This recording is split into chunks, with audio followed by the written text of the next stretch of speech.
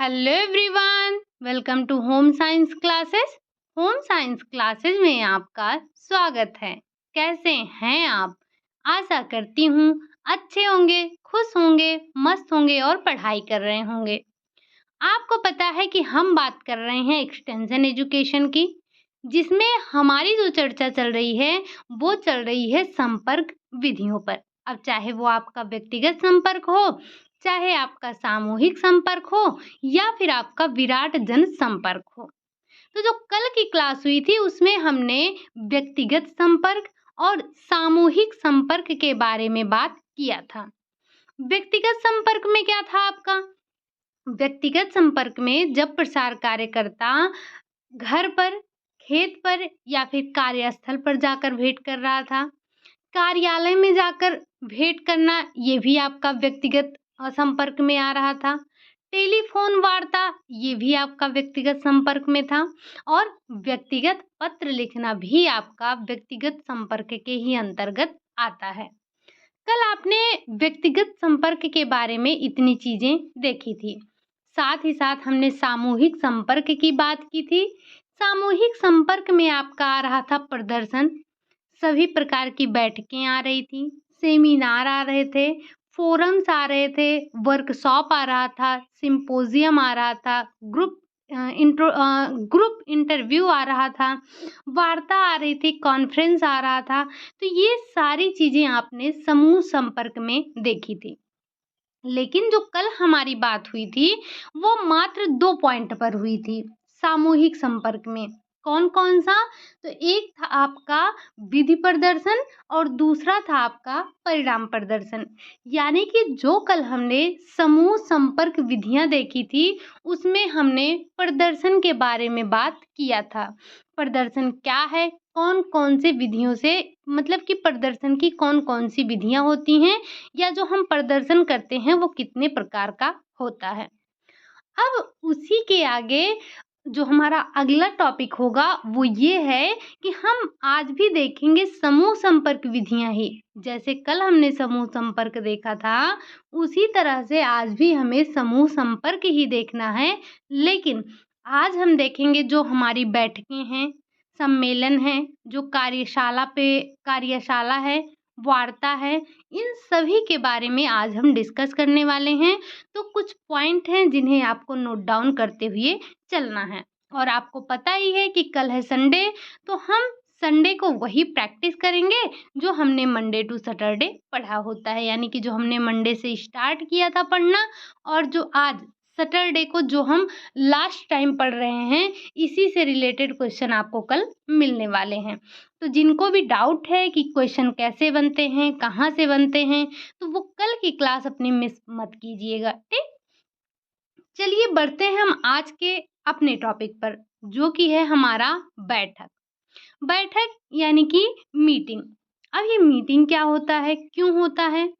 तो लोगों का ध्यान आकर्षित करने के लिए, लोगों का ध्यान आकर्षित करने के लिए, उनकी रुचि जागृत करने के लिए, उन्हें उत्साहित करने के लिए, उनकी समस्याओं के समाधान करने के लिए, नए विचारों, नए तथ्यों, तकनीकों, इन सब को अपनाने के लिए बैठक आयोजित करते हैं, ताकि लोगों को इनके बारे में बता सकें, लोगों को इनके बारे में रुचि जागृत कर सकें, उनको प्रेरित कर सकें, उनको उत्साहित कर सकें, जिससे लोग इन चीज़ों को अपना सकें। जो नए-नए विचार, जो नए तकनीक हुई है, जो नए शोध हुए हैं, इनको लोग अपना सकें। सभा, संगोष्ठियाँ बैठक का ही पर्यायवाची हैं। सभा और संगोष्ठियाँ क्या हैं? ये हमारे बैठक के ही पर्यायवाची होते हैं और बैठक में लोग एक स्थान पर एकत्रित होते हैं। बैठक का मतलब ही आपको समझ में आ रहा होगा कि एक ग्रुप में लोग बैठते हैं। तो आपको यहाँ से सबसे पहले ध्यान रखना है कि ये जो अगर आपसे पूछा जाए बैठक जो है ये किस प्रकार की संपर्क विधि है? व्यक्तिगत है, सामूहिक है, जनसंपर्क है। तो ध्यान रखिएगा ये जो बैठक है आपका, बैठक सामूहिक संपर्क विधि के अंतर्गत आता है। इसमें लोग एक स्थान पर एकत्रित होते हैं तथा आपसी विचार विमर्श करके समस्याओं का समाधान करते हैं। मतलब लोग एक साथ बैठेंगे, अपनी कहेंगे, कुछ सुनेंगे, दूसरों की सुनेंगे, अपनी बताएँगे, समस्या सामने आएगी तो मिलकर उस समस्या का निदान किया जाएगा। जैसे कभी भी कोई समस्या आती है, तो क्या एक ही व्यक्ति उसका निदान कर लेता है? अगर परिवार में कोई समस्या हुई तो क्या होता है, परिवार के लोग एक साथ बैठते हैं, अपने आचार-विचार सामने प्रकट करते हैं, अपनी समस्याओं को रखते हैं, लोग समस्याओं को समझते हैं, उसके समाधान को खोजते हैं, समाधान करते हैं समस्या का, ठीक? तो उसी तरह से जो ये आपका बैठक है, बैठक में लोग एकत्रित होते हैं, बैठते हैं, बात करते हैं, समस्याओं को समझते हैं और उनका समाधान करते हैं, ठीक? तो बैठक में 2 या 2 से अधिक व्यक्ति भाग लेते हैं। अब बैठक अगर एक व्यक्ति है तो वो बैठक नहीं कहलाएगा, या आप और कोई एक व्यक्ति है, तो अगर आप दोनों मिलकर बात कर रहे हैं तो क्या ये समूह संपर्क में आएगा या बैठक होगा? ये तो व्यक्तिगत वार्ता हो जाएगी। तो जब 2 या फिर 2 से अधिक लोग बैठते हैं आपस में, भाग लेते हैं और जो ये लोग होते हैं ये किसी गाँव या मोहल्ले या किसी भी क्षेत्र के लोग हो सकते हैं। तो ये आपस में बैठकर और अपने समस्याओं का समाधान करते हैं। इसमें सभी धर्म, वर्ग, लिंग, संप्रदाय और आयु के लोग भाग लेते हैं। ऐसा नहीं है कि ये स्त्री है, नहीं आ सकती, ये पुरुष है, ये बच्चा है, यहाँ नहीं आ सकता। मतलब ऐसा कोई ऐज इसका डिफ़ाइन नहीं किया गया है कि इसी ऐज के लोग आएँगे। जब बैठक होगी तो बैठक में किसी भी धर्म के, किसी भी लिंग के, किसी भी संप्रदाय के या फिर किसी भी आयु के लोग भाग ले सकते हैं। सभा आयोजन का विषय सबकी रुचि को ध्यान में रखकर किया जाता है। जैसे जब आप किसी भी बैठक का आयोजन करते हैं, किसी भी सभा का आयोजन करते हैं, तो आपको इस बात का ध्यान रखना है कि लोगों की रुचि क्या है। लोगों की रुचि को ध्यान में रखते हुए हमें किसी भी सभा का आयोजन करना चाहिए।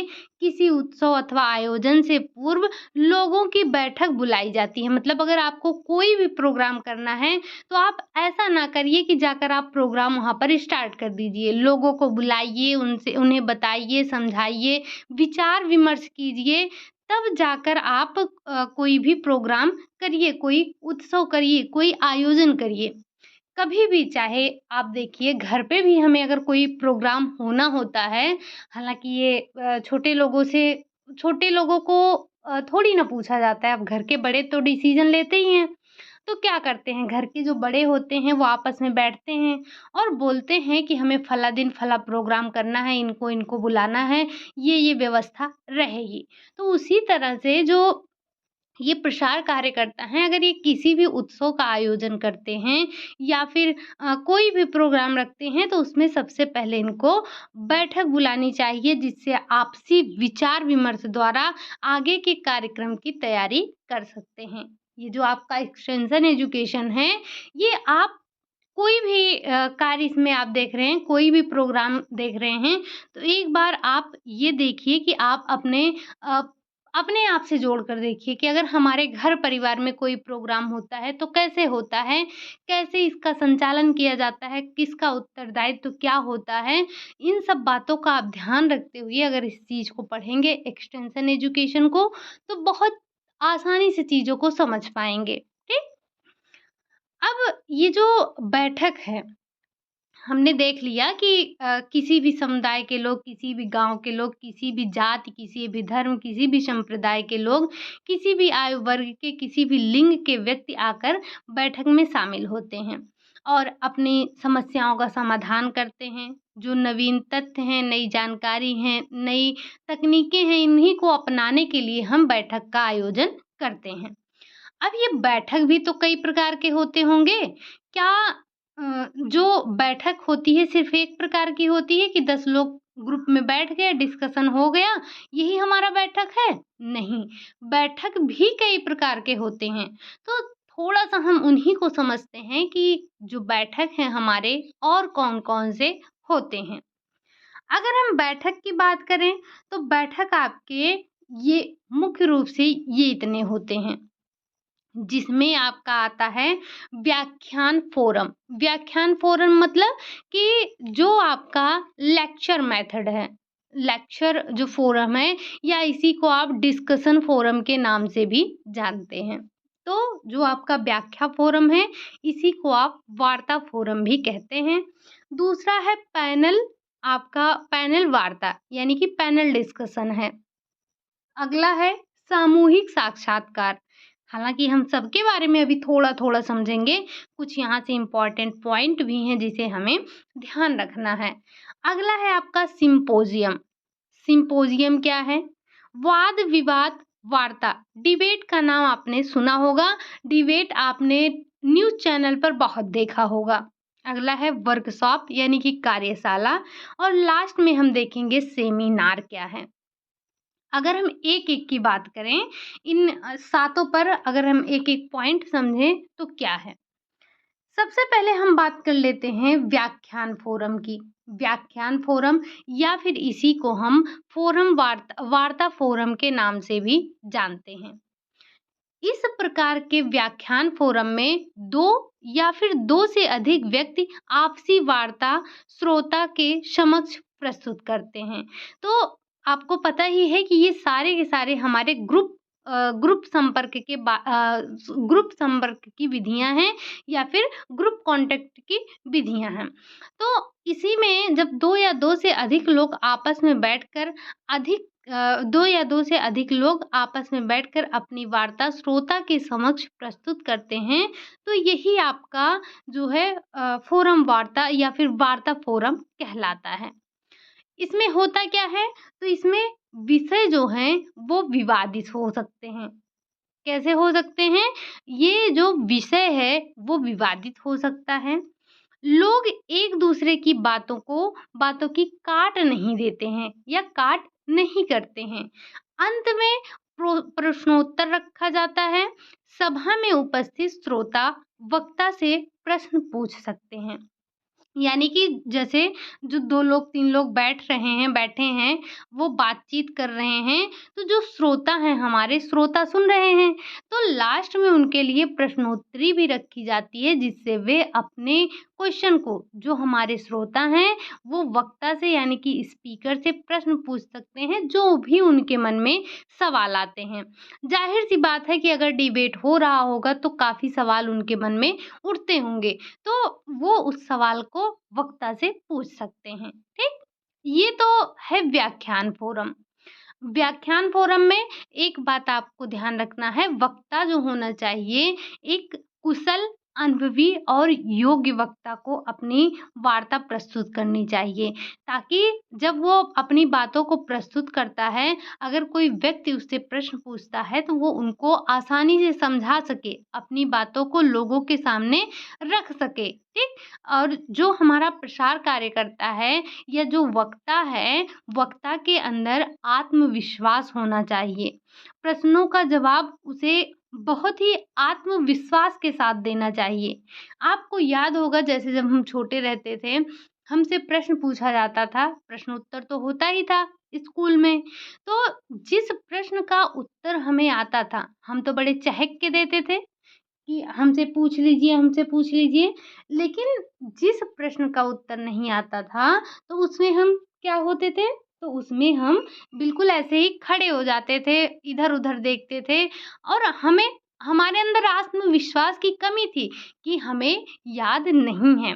तो जब आत्मविश्वास की कमी होगी, तब व्यक्ति अपनी बातों को कह नहीं पाएगा। तो जो हमारा वक्ता होना चाहिए, उसके अंदर आत्मविश्वास कूट-कूट कर भरा होना चाहिए, ठीक? हालाँकि ये चीज़ सभी के अंदर होना चाहिए कि आत्मविश्वास उसको होना चाहिए। अगला पॉइंट है जो हमारा, ये आपने देखा व्याख्यान फोरम। अब हम बात करते हैं पैनल वार्ता की। पैनल वार्ता क्या है? तो ये भी बैठक का ही एक प्रकार होता है। इसमें होता क्या है? आप ये ध्यान रखिएगा कि जो ये आपका वार्ता हो रही है, ये जो बैठक है, इस बैठक में इस बैठक में 2 या फिर 3 व्यक्ति या जो भी हैं 8-10 लोग, 4-6 लोग ये बैठेंगे, आपस में बात करेंगे, लेकिन इनको सुनने के लिए श्रोता होती है, ठीक? अब जो पैनल वार्ता है, पैनल वार्ता में क्या होता है? तो पैनल वार्ता जो है आपका, ये 4 से 6 सदस्य अर्धवृत्ताकार स्थिति में श्रोता की तरफ मुँह करके बैठते हैं। जैसे ये हो गया ऐसे। यहाँ पर कौन बैठता है? यहाँ पे जो हमारे पैनल वार्ता करने वाले सदस्य होते हैं वो, और इधर जो हमारी जनता है वो बैठी है, ठीक? तो ये क्वेश्चन आपसे पूछा गया है कि अर्धवृत्ताकार बैठक किसमें होती है? पैनल वार्ता में, व्याख्यान फोरम में, सिम्पोजियम में, या जो भी था ऑप्शन। तो ध्यान रखिएगा, इस बैठक से आपसे क्वेश्चन पूछा जा चुका है। तो हम क्या देख रहे थे? पैनल वार्ता।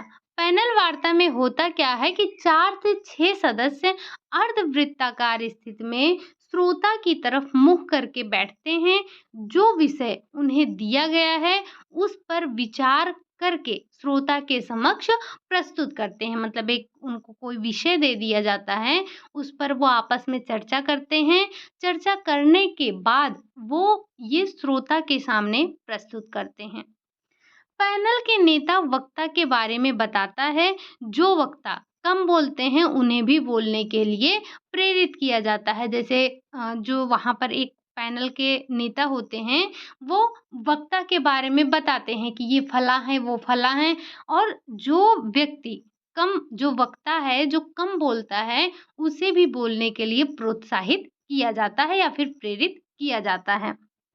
फिर जो श्रोता होता है, श्रोता की बारी आने पर वे भी बोलते हैं, यानी कि जो भी प्रश्न होता है वो उनसे पूछते हैं। पैनल के सदस्यों का चयन अत्यंत बुद्धिमत्ता पूर्वक सोच समझकर उनका चयन किसी बड़े विद्वान के द्वारा किया जाता है।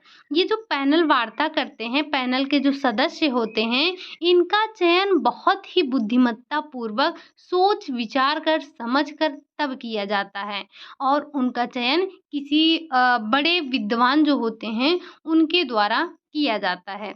और जब श्रोता की बारी आती है तो वो अपना प्रश्न पूछता है, ठीक? तो इस तरह से पैनल वार्ता होता है। इसमें पॉइंट आपको ध्यान रखना है कि सदस्य कितने होते हैं? 4 से 6 सदस्य होते हैं, जो कि अर्धवृत्ताकार या अर्धचंद्राकार स्थिति में बैठते हैं, ठीक? इसमें श्रोता भी अपने प्रश्नों को पूछता है। अब हम बात करेंगे समूह साक्षात्कार के बारे में। समूह साक्षात्कार क्या है? ये समूह साक्षात्कार जो होता है जिसे हम ग्रुप इंटरव्यू के नाम से जानते हैं या ग्रुप इंटरव्यू कहते हैं। हालांकि ये तो इंग्लिश ही है। तो जो समूह साक्षात्कार है, समूह साक्षात्कार प्रजातांत्रिक विधि से किया जाता है। कैसे होता है? तो ये प्रजातांत्रिक विधि से किया जाता है। समूह में विद्वान व्यक्ति लोगों का साक्षात्कार लेता है, फिर एक्सपर्ट से संबंधित व्यक्ति के साक्षात्कार से संबंधित जो भी सूचनाएं हैं उनको प्राप्त की जाती हैं, सारी सूचनाओं को प्राप्त की जाती हैं। एक्सपर्ट जो होता है इंटरव्यू वाले व्यक्ति के संबंध में अपना कमेंट पास करता है या अपना कमेंट देता है, ठीक? तो इसमें क्या है? इसमें कुल मिलाकर आपको ये नाम से ही पता चल रहा है कि ग्रुप में इंटरव्यू हो रहा है। इसके लिए एक्सपर्ट रखे जाते हैं। अब ये बताइए, जैसे हमारे स्कूल में ही होता है, तो जब हमारा इंटरव्यू होता है, आप सभी ने इंटरव्यू छोड़िए, इंटरव्यू नहीं होता है, लेकिन जैसे जैसे आपने जब बीएड किया होगा, तो बीएड करने पे लास्ट ईयर में आप लोग का जो वाइवा हुआ रहा होगा, तो वाइवा क्या आपके क्लास के लोग करते हैं? जैसे जब टीचिंग हो रहा था तो क्लास के ही लोग रहते हैं अमूमन। जैसे जो बीएड करते हैं तो स्कूल में ही टीचिंग हुई होगी, या फिर हो सकता है कि स्कूल में कहीं गए हों आप लोग करने के लिए। अदरवाइज जो माइक्रो टीचिंग होती है वो स्कूल में ही हो जाती है, अपने ही ग्रुप के साथ ही होते हैं। लेकिन जो वाइवा होता है उसके लिए एक्सपर्ट आते हैं। तो उसी तरह से जो ये समूह साक्षात्कार होता है इसके लिए एक्सपर्ट को बुलाया जाता है, ठीक? अगला आपका पॉइंट है सिम्पोजियम। अब ये सिम्पोजियम क्या है? थोड़ा सा हम इसको भी समझते हैं। ये सारी हम बैठक के प्रकार पढ़ रहे हैं अभी, ठीक? तो जो सिम्पोजियम है, इसमें एक ही विषय पर कई वक्ताओं से अलग-अलग बिंदुओं पर भाषण करवाया जाता है। मतलब विषय आपका एक ही होगा, लेकिन अलग-अलग बिंदु पर इस पे भाषण दिया जाता है। सरल शब्दों में सिम्पोजियम व्याख्यानों की लघु श्रृंखला है, जिसमें 2 से 5 वक्ता अलग-अलग बिंदु पर अपनी वार्ता प्रस्तुत करते हैं। मतलब आपका विषय एक ही होगा, लेकिन उसके अलग-अलग पॉइंट पर लोगों को बोलना होता है, ठीक? सिम्पोजियम में श्रोता को भी प्रश्न पूछने और कमेंट करने के लिए प्रेरित किया जाता है। मतलब जो व्यक्ति सुन रहे हैं, वो निष्क्रिय होकर ना बैठे रहें। इसका मेन मोट्टो होता है कि लोगों को एक्टिव रखा जाए, ज़्यादा से ज़्यादा लोग एक्टिव रहें, वो प्रश्न पूछें, कमेंट करें, तो इन सब के लिए उनको प्रेरित किया जाता है, ठीक? अगला पॉइंट आ जाता है हमारा वाद-विवाद वार्ता। अब ये वाद-विवाद वार्ता क्या है? तो ये हमारा बैठक का ही अगला प्रकार है। इसमें क्या होता है इस बैठक में? तो जो वाद-विवाद वार्ता है, इसमें 2 या 3 लोग एक ही विषय के पक्ष-विपक्ष पर वाद-विवाद करते हैं। तो एक ही विषय होता है, इस पे 2 से 3 लोग वाद-विवाद करते हैं। जैसे आपका मान लेते हैं विज्ञान की बात की जाए, तो एक पक्ष में विज्ञान के लाभ को बताया जाएगा, विज्ञान अभिशाप है या वरदान। तो एक पक्ष जो है वरदान के बारे में बोलेगा और एक पक्ष आपका अभिशाप के बारे में बोलेगा। तो इसमें एक ही विषय पर पक्ष और विपक्ष दोनों पर वाद-विवाद करते हैं। प्रत्येक वक्ता को एक निश्चित समय तक ही बोलने का अवसर दिया जाता है। मतलब अगर हो सकता है कि एक वक्ता को 5 मिनट बोलने का समय दिया जाए, 10 मिनट, मतलब जो भी होगा दोनों का समय निर्धारित होगा कि 15 मिनट ये बोलेंगे, 15 मिनट वो बोलेंगे। 10 मिनट में उनको अपनी बात खत्म करनी है, 10 मिनट में उनको अपनी बात खत्म करनी है। तो इसमें प्रत्येक वक्ता के लिए एक निश्चित समय रखा जाता है। निश्चित समय पर तक ही उनको बोलने के लिए अवसर दिया जाता है। पक्ष या विपक्ष, पक्ष तथा विपक्ष के लोग अपनी बातों को दम ठोक कर बोलते हैं, अपना पक्ष पूरी दृढ़ता के साथ रखते हैं, ठीक? एक ही विषय है, लेकिन उसमें क्या करना है, उसमें पक्ष और विपक्ष दोनों में बोलना है। वाद-विवाद वार्ता समाप्त होने के बाद चर्चा के लिए श्रोता को भी सहभागी बनाया जाता है। मतलब वाद-विवाद खत्म हो गया, तो जो श्रोता होते हैं, वो भी क्या होते हैं, वो भी सहभागी बनते हैं, वो भी अपना जो भी बोलना होता है उनको बोलते हैं। जैसे आपने टीवी वगैरह में बहुत देखा होगा कि जैसे डिबेट होता है, एक तरफ 4-6 लोग बैठे हैं, एक दूसरी तरफ 4-6 लोग बैठे हैं, सामने जनता बैठी है। तो ये दोनों तो आपस में बात करेंगे ही करेंगे, मतलब वो अपनी बात रखेंगे, वो अपनी बात रखेंगे। लास्ट में जो ऑडियंस है, वो भी अपनी बात को रखता है, ठीक? तो ये था आपका सिम्पोजियम। अगला है आपका कार्यशाला यानी कि जो वर्कशॉप है। अब ये वर्कशॉप क्या है?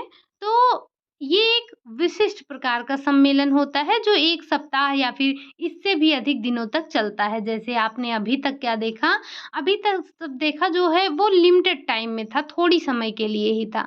लेकिन ये जो आपका वर्कशॉप होता है, ये करीब-करीब 1 सप्ताह या फिर 1 सप्ताह से अधिक दिनों तक भी चलता है। इसमें क्या होता है? तो इसमें विशेषज्ञों के भाषण, व्यक्तिगत संपर्क, सामूहिक चर्चा, अनौपचारिक वार्ता, इन सब की व्यवस्था की जाती है। किसमें? वर्कशॉप में। अगला पॉइंट है इसी में कि जो कंसल्टेंट हैं, इनके निर्देशन में वर्क सत्र की व्यवस्था की जाती है। जिस विषय पर कार्यशाला आयोजित की जानी है, उससे संबंधित समस्याओं का उजागर प्रतिभागियों द्वारा किया जाना चाहिए। प्रतिभागी अकेले अथवा समूह में किसी विशिष्ट समस्याओं पर कार्य कर सकते हैं। जो प्रतिभागी हैं, वो चाहे तो अकेले या फिर ग्रुप में भी किसी विशेष समस्या पर कार्य कर सकते हैं। कार्यशाला की सफलता के लिए कार्यशाला की सफलता इस बात पर निर्भर करती है कि इसके उद्देश्य का निर्धारण कितने अच्छे तरीके से किया गया है तथा उसकी पूर्ति हेतु लोग में कितनी समानता है, अर्थात शैक्षिक स्तर एक जैसा होना चाहिए। मतलब जब आपका कोई भी कार्य आप करना चाहते हैं, कोई भी प्रोग्राम आप बनाते हैं, तो उसके लिए आप प्लानिंग बहुत ज़रूरी है। ये मानते हैं कि अगर आपने प्लानिंग अच्छे से की है, तो आपका आधा प्रोग्राम तभी सफल हो जाता है। ठीक? तो जो कार्यशाला की सफलता है, ये आपको निर्धारित करता है कि कार्यशाला इस बात पर निर्भर करता है कि उद्देश्य का निर्धारण आपने कितने अच्छे तरीके से किया है। ठीक? अगला है आपका सेमिनार। अब हम बात करेंगे सेमिनार पर। अभी तक हमने क्या चर्चा किया था? 5 और 6, अब 5वां था आपका कार्यशाला, छठा छूट गया है शायद आपका। कोई बात नहीं, ये छठा ही था, कहाँ से क्या छूट गया है आपका? एक तो आपने देखा, क्या देखा? एक आपने देखा था सबसे पहले जो सबसे पहले हमने बात किया था, वो किया था व्याख्यान फोरम पर। दूसरा हमने किया था पैनल वार्ता पर। तीसरा आपका था समूह साक्षात्कार। चौथा था आपका सिम्पोजियम। पाँचवा था आपका वाद विवाद। छठा था आपका कार्यशाला। क्या छूटा है? शायद नंबरिंग गलत हुई है, ये नंबरिंग गलत हुई है। सातवां है आपका वो है सेमिनार। सातवें के बारे में आपने सुना है, सेमिनार है। अब ये सेमिनार क्या है? हालांकि आप सभी सेमिनार से परिचित होंगे और आपने कॉलेज में जरूर सेमिनार किया होगा। तो सेमिनार क्या है? सेमिनार किसी भी एक ही विषय पर आयोजित किया जाता है। इसमें वक्ता तथा श्रोता आमने-सामने बैठते हैं। विषय में परंपरागत विद्वान सेमिनार में अपना शोध प्रस्तुत करते हैं। उसके बाद क्या होता है? ये हाँ, बस हो गया। और ये जो वर्तमान में यूजीसी है या फिर जो अन्य संस्थाएँ हैं, इनके द्वारा, इन्हीं संस्थाओं के द्वारा सेमिनार, कॉन्फ्रेंस, वर्कशॉप आदि के लिए काफ़ी धन दिया जाता है। ठीक?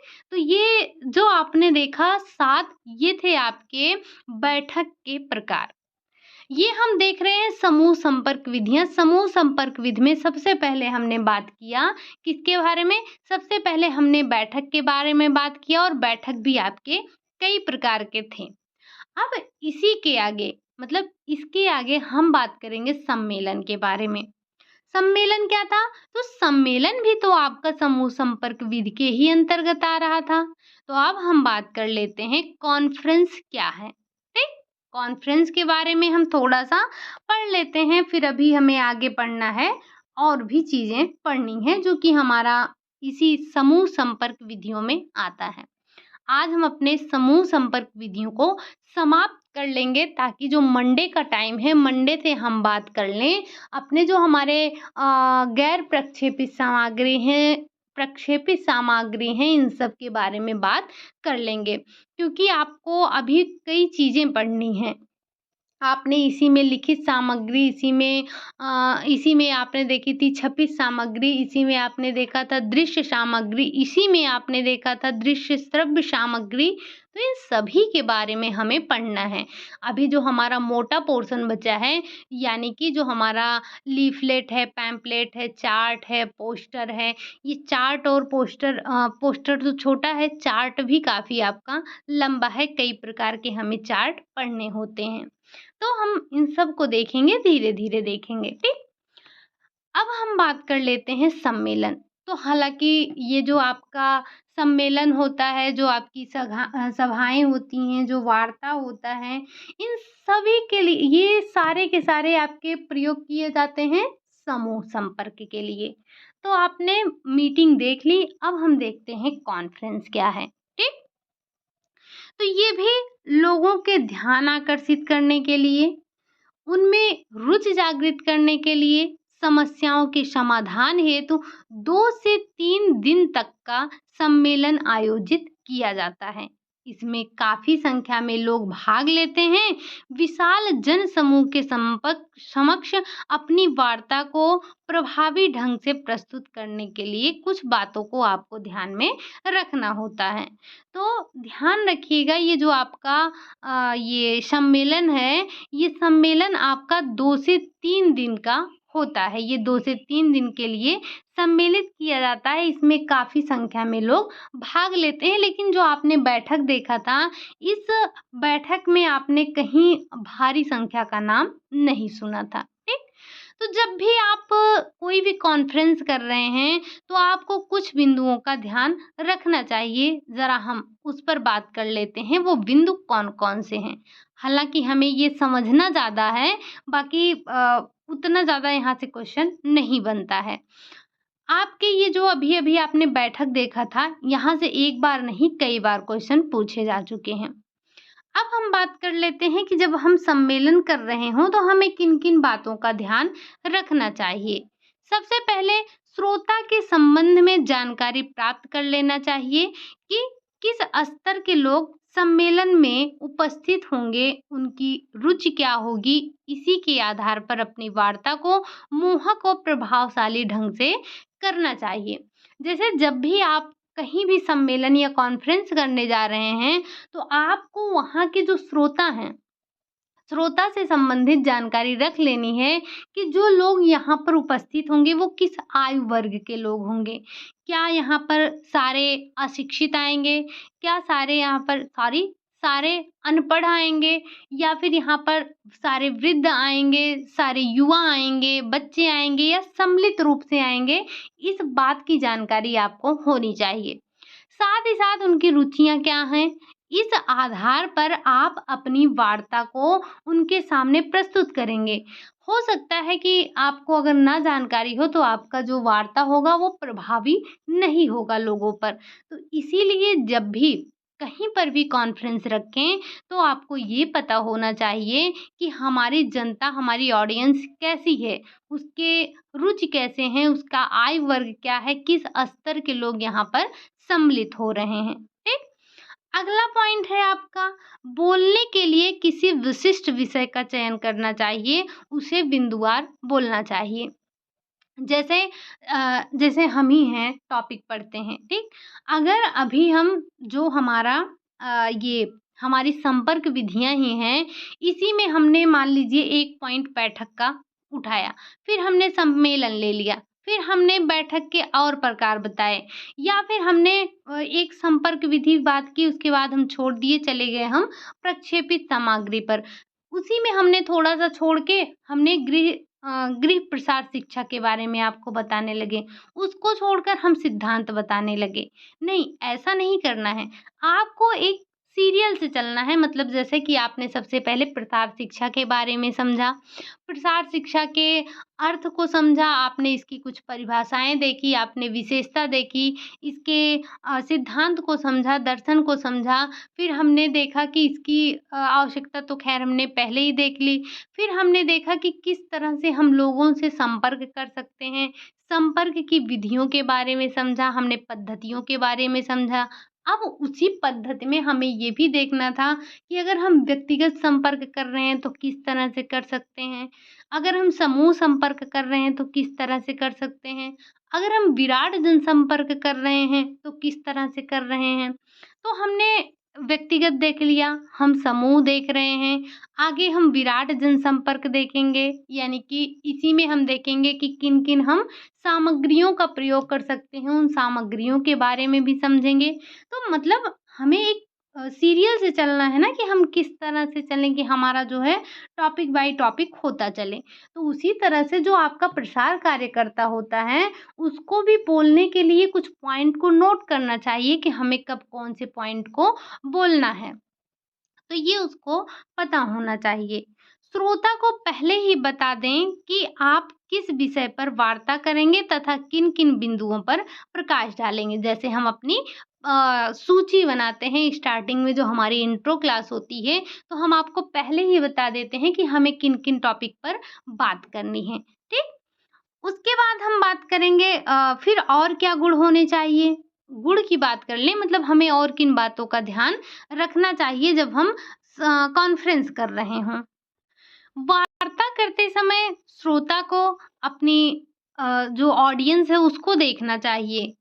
वार्ता करते समय आप अपने ऑडियंस को देखिए, धरती आकाश की तरफ मत देखिए, उनसे नज़रें मिलाकर बात कीजिए। श्रोता की तरफ इशारा करते हुए अपनी बातों को रोचक तरीके से उनके सामने प्रस्तुत करना चाहिए।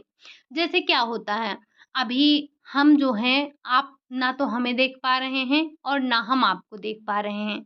जब हम ऑफ़लाइन मिलते हैं तो क्या होता है, क्या हमारे हाथ-पाँव एकदम बिल्कुल हम सीधे खड़े रहते हैं? हम इशारे से ही तो बात करते हैं। किसी से भी देखिए, क्या आप जब किसी से बात करते हैं तो बिल्कुल सावधान मुद्रा में होकर बात करते हैं? तो जब आपको अपनी बात किसी को समझानी होती है, तब आपको अपने शरीर के भाव-भंगिमाओं का भी प्रयोग करना होता है।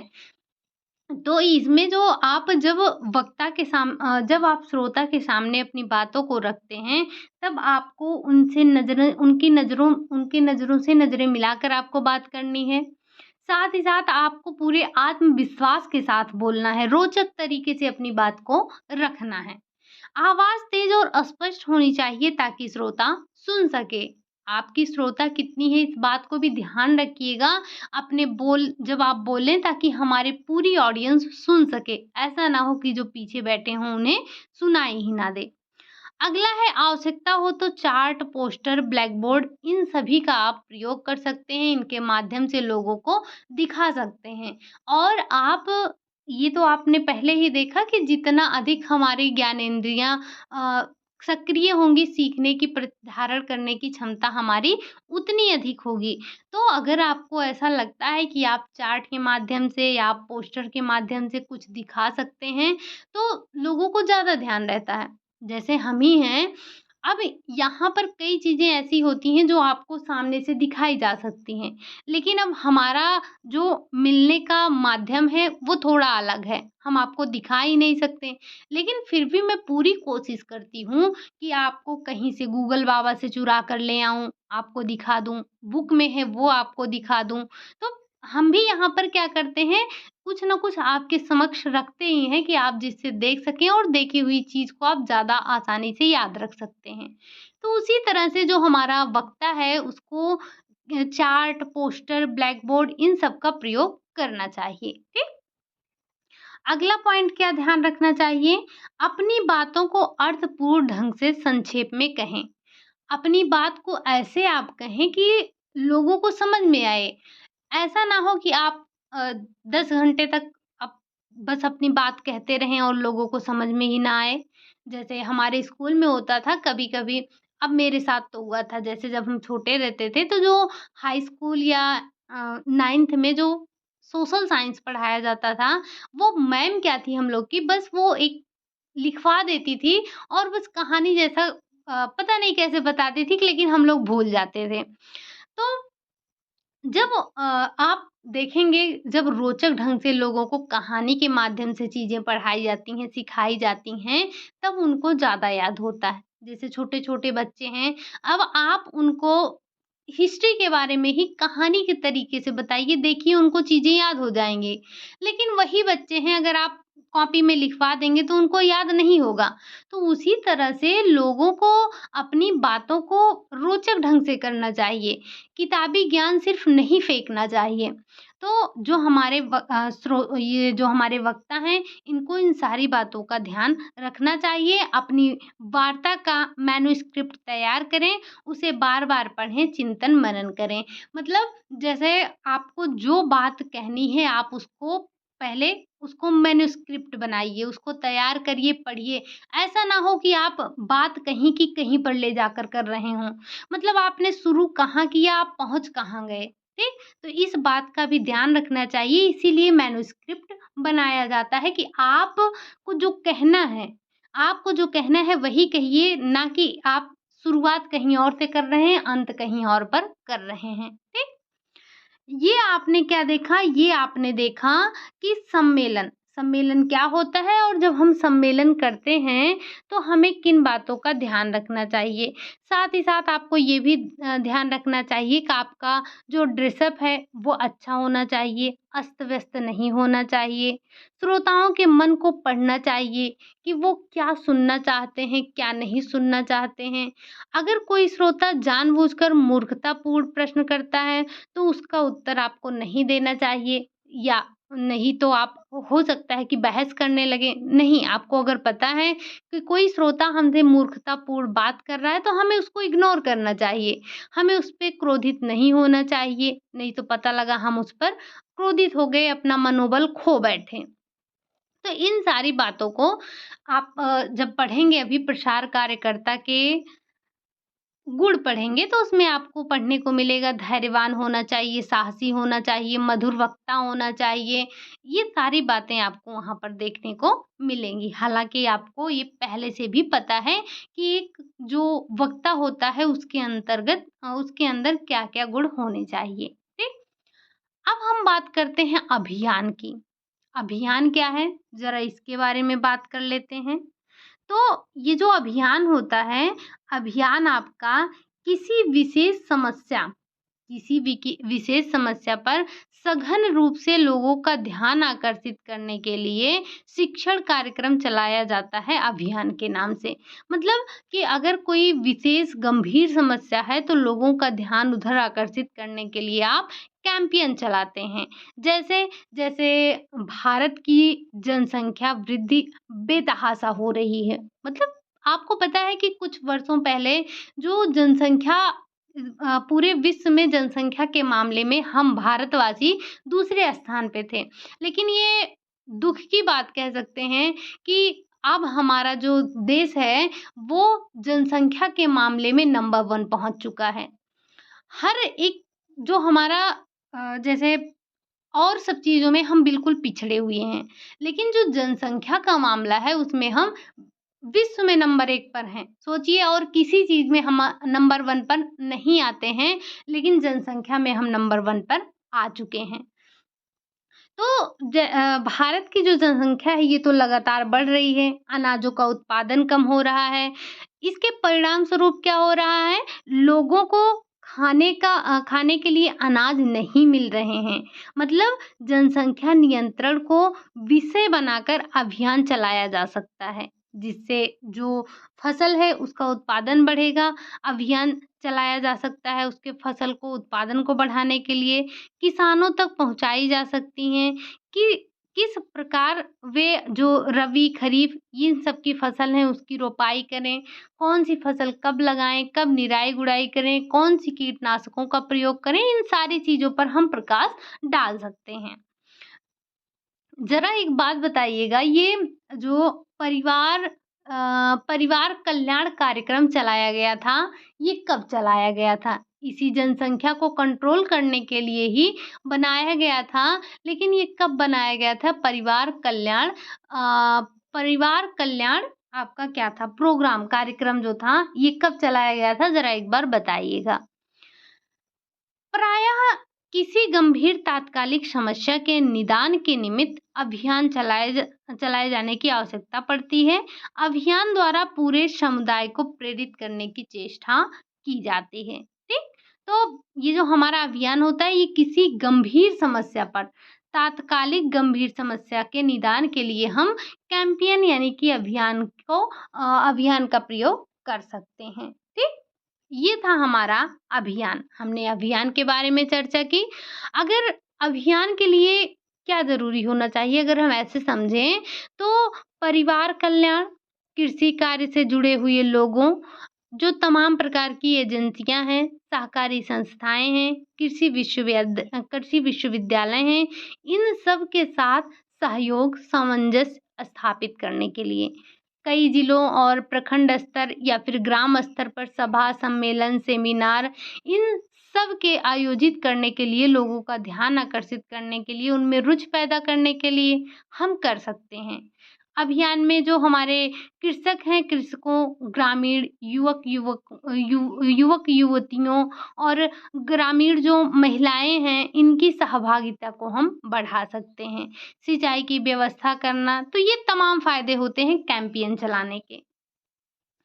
अब अगर हम इसके आगे बात करें संवाद की, संवाद क्या है? थोड़ा-सा हम इसके बारे में बात करेंगे। हालाँकि संवाद आपका किसी भी कार्य संपादन, विशेषकर शिक्षण में संवाद का एक महत्वपूर्ण स्थान होता है। तो ये जो संवाद होता है, संवाद का जो महत्वपूर्ण स्थान है, कहाँ पर है? तो ये आपका शिक्षण में बहुत ही इम्पोर्टेंट होता है। संवाद जो है रुचिकर हो तो ज्ञानवर्धक बातों को हर कोई सुनना तथा ग्रहण करना चाहता है। अगर जो आपके बीच संवाद हो रहा है, अगर ये रुचिकर है, तो ज्ञानवर्धक जो बातें हो रही हैं, उनको कोई भी सुनना और ग्रहण करना चाहता है। अगर जो बातें हैं वो रुचिकर ढंग से ना की जाएँ, तो कोई भी सुनना ना चाहेगा। जैसे इसी क्लास को है, अगर मैं आऊँ और ऐसे जैसे आपके सामने नोट्स हैं, मैं पढ़ दूँ, किसी भी कार्य संपादन में विशेषकर शिक्षण में संवाद का विशेष महत्व होता है। संवाद रुचिकर हो, ज्ञानवर्धक हो, बातों को हर कोई सुनना और ग्रहण करना चाहता है। प्रचार शिक्षण की अन्य पद्धतियों की तरह इसका भी उद्देश्य लोगों के विचारों एवं व्यवहारों में परिवर्तन लाना है। तो कितने लोग इस बात को सुनना चाहेंगे? कोई नहीं सुनना चाहेगा, कोई भी इस चीज़ को नहीं सुनना चाहेगा। लेकिन जब यहीं पर आपके समक्ष कुछ पोस्टर लगा दिए जाते हैं, पोस्टर इन द सेंस कि हम कुछ जो बुक में हमारे पिक्चर्स वगैरह होते हैं, हम उनको क्लिक कर लेते हैं, रख लेते हैं।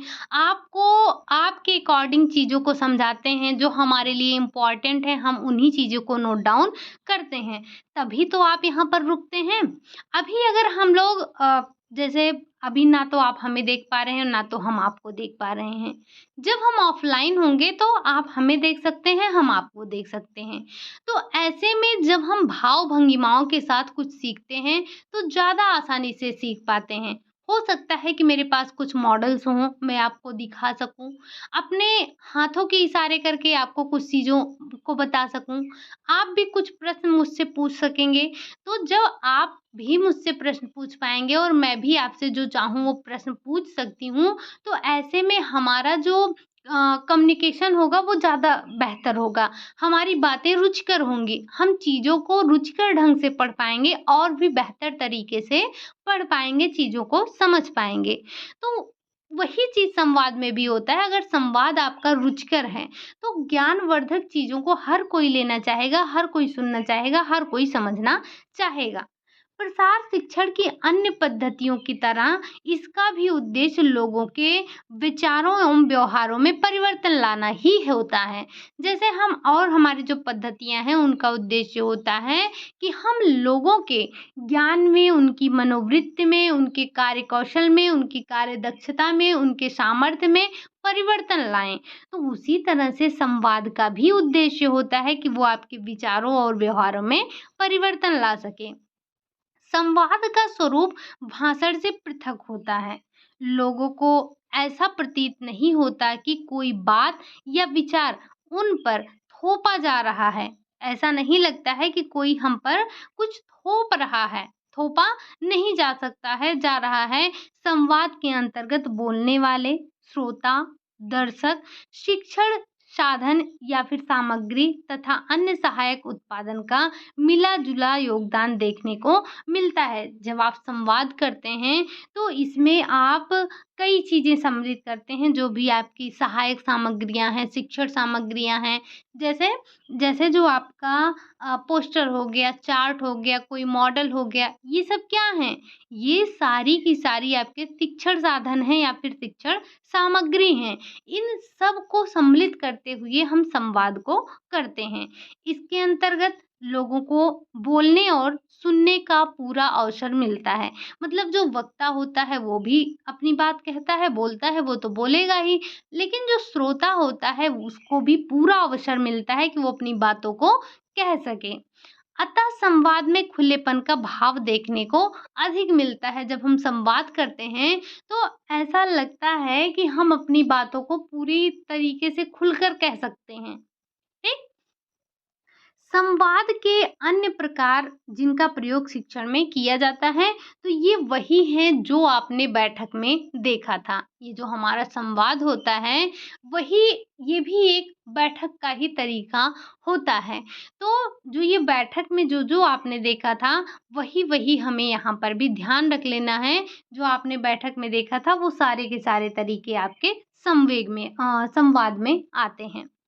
तो संवाद के सामान्य प्रकार जिनका प्रयोग आप शिक्षण में करते हैं, उनमें आपका सिम्पोजियम आता है। सिम्पोजियम अभी आपने देखा था क्या होता है, सेमिनार आता है, कार्यशाला आता है यानी कि जो वर्कशॉप होता है वो भी आता है, पैनल आता है, पैनल वार्ता अभी-अभी आपने बात किया था।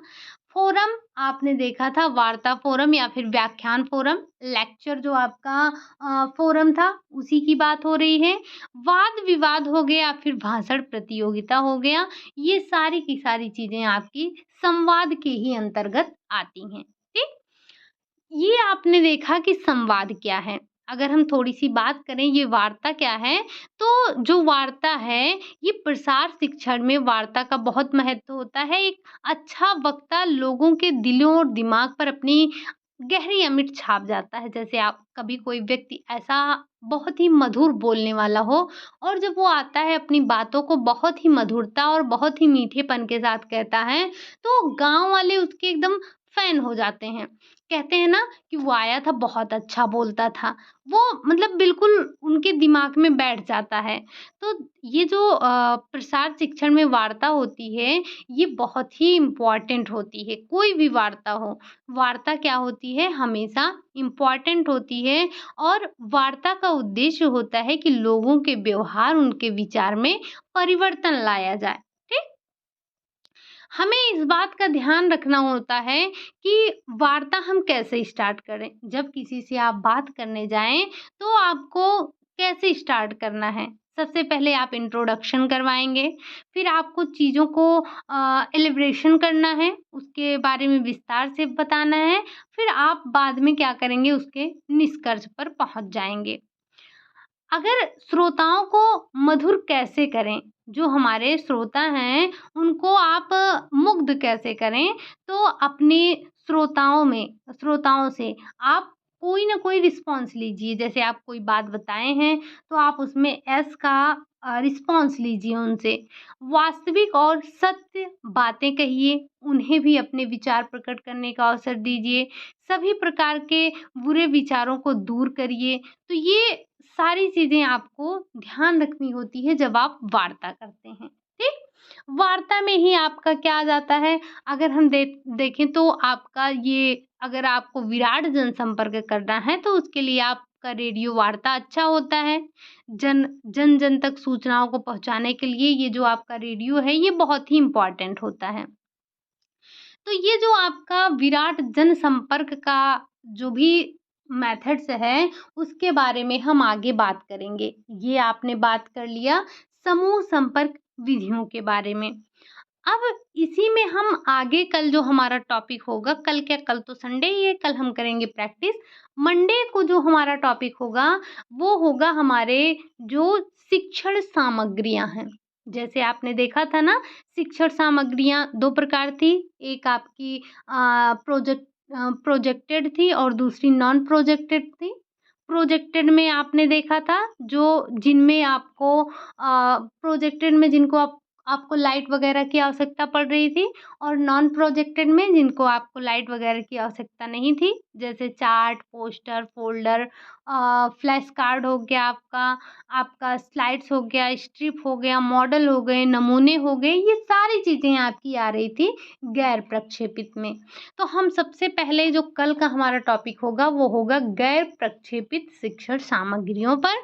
उसके बाद हम देखेंगे प्रक्षेपित शिक्षण सामग्री पर। ठीक? तो अभी हमारे ये 2-3 पॉइंट बच रहे हैं, उसके बाद भी हमारे कुछ पॉइंट बचेंगे जिनको हमें डिस्कस करना है इसी में। अभी आपको इसी में रेडियो के इतिहास के बारे में पढ़ना है, टेलीविज़न के इतिहास के बारे में पढ़ना है। फिर हम लास्ट में जो है देखेंगे इसी में श्रव्य शिक्षण सामग्री क्या है, दृश्य शिक्षण सामग्री क्या है। तो अभी आपका ये लंबा चलने वाला है। मैंने आपको पहले भी बताया था कि ये जो शिक्षण सामग्रियाँ हैं या जो हम शिक्षण पद्धति में जिन सामग्रियों का प्रयोग कर रहे हैं, ये हमारे थोड़े लंबे चलेंगे, ठीक? तो उम्मीद है आज की क्लास आपको पसंद आई होगी, चीज़ें आपको समझ में आई होंगी। अगर आई हैं, क्लास आपको अच्छी लगी तो लाइक करिएगा, चैनल को सब्सक्राइब कीजिएगा, साथ ही साथ कमेंट करना ना भूलिएगा। मिलते हैं नेक्स्ट क्लास में, तब तक के लिए बाय बाय, टेक केयर।